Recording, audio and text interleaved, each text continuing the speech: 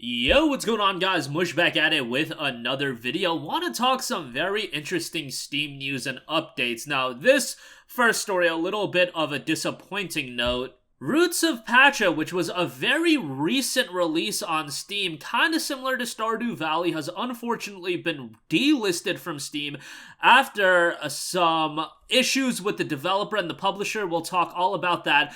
And a more interesting note, a pretty interesting note. A lot of weird stuff was going on Steam yesterday. Games were being pulled from being sold, and then one game came back to being sold that was previously delisted because of licensing issues. We'll talk all about that in a little bit. But first of all, Roots of Pacha, a prehistoric farming RPG, has been removed from Steam. It is unbuyable right now because of a developer dispute. Sodaden. The dispute is between Sodaden, who are the developers, and publisher Critibo. I believe that's how you pronounce it. Critibo.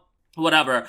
The Roots of Pacha development studio, Sodaden, put out this statement. As you may have noticed, the Roots of Pacha Steam page is temporarily offline. We are sad to report that we have been engaged in a dispute with Critibo over the rights of Roots of Pacha. We worked hard to amicably resolve our issues with Critibo internally. Instead of working with us to address the issue, they went to Valve and authorized them to remove Roots of Pacha from Steam without our knowledge or consent. While we work this issue out with Critibo, we'll continue developing Roots of Pacha with the same energy we've always put into it. We couldn't be any more thankful for the overall reception to the game. We're currently working on a roadmap and are excited to say it'll be ready for you next month. We're cautiously optimistic that Roots of Pacha will return to Steam very soon. So that's coming from the development studio in Sodaden. And whenever there are issues between the development studio and the publisher, I usually, just reactionary-wise, I'm led to side with the developers because, sometimes publishers are these big corporations, etc., so you side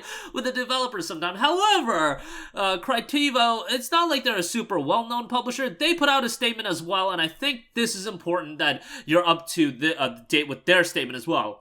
They noted, "Dear fans, we want to address the recent developments concerning the Roots of Pacha game and its removal from Steam. We understand this news may be frustrating for our fans, and we assure you our team is working diligently to resolve this situation as quickly as possible.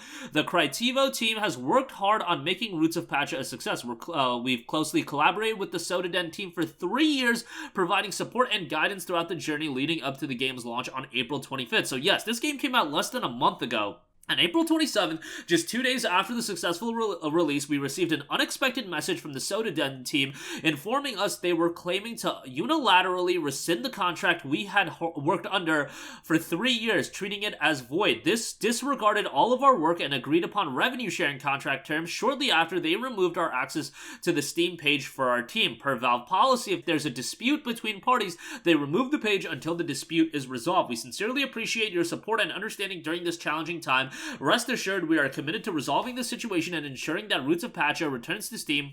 We'll continue to work closely with all parties involved, including Valve, to reach a satisfactory resolution. Of course, we have so much more to share about this incredible journey, and we stand proudly behind the services we have provided. We're not seeking anything but the benefit of the contract we worked hard under for 3 years. This is extremely challenging for our team. Thank you for being part of our family and for your unwavering support." So, again, in issues like this between two parties, there is one side, there's the second side, and then the truth usually lies somewhere in the middle. That's generally what is said. However, reading both of these statements, this is an instance where I'm kind of led to side with the publisher.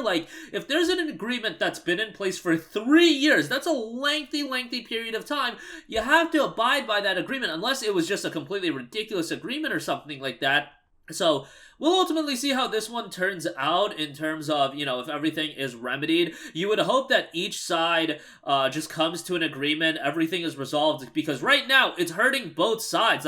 I would say it's hurting the developers more than anything, because they were the ones trying to pull themselves from the contract. They thought that everything was going to be fine, and now the game has just been pulled from Steam, and nobody can buy it. There's no revenue being generated outside of the sales that have already been made. Nobody comes out of this as as a winner. So you would rather hopefully, remedy the situation as soon as possible. If there was an agreement in place, like I'm led to side with Critibo, unless like the agreement was something absolutely ridiculous. Like, I don't know, I don't know all the ins and outs, but this is just a situation that you would hope doesn't arise. Hopefully, again, they can remedy the situation, because the game has been received fairly well, and it looks like commercially it was doing alright, and who knows if that's the reason. Maybe they saw the sales of it, and they're like, okay, we don't want to split this amount of money. I don't know. So, yeah, again, let's hope they figure everything out. Alright, moving on from that, some other wacky news over at Steam. So yesterday, a lot of things were going on as far as games getting pulled from Steam and getting blocked.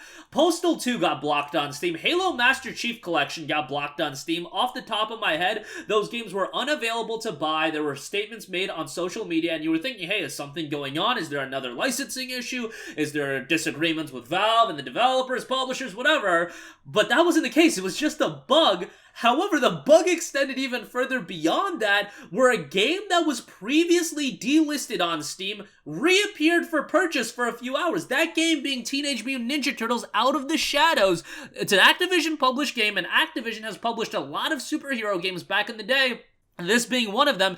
It was up for sale for $14.99. I saw a ton of people just running out to buy this game because, okay, you might be like, this game is pretty mid, why would you buy this game? It's because some people want a complete Steam library, and we were of the mindset that, hey, this game's available to buy now, but is it an issue? Is it an error? Why is it available to purchase? Let's just buy it and then we'll figure the rest out. You can refund it if the game was just coming back up. No, the game is now delisted again, so it was an error on the Steam side of things where they reposted this game for purchase for $14.99. So a lot of people ended up buying it. Apparently, a lot of people are nostalgic with this game. I don't know too much about it, but yeah, it was available to purchase. And Activision, it's one thing, this game coming back on Steam.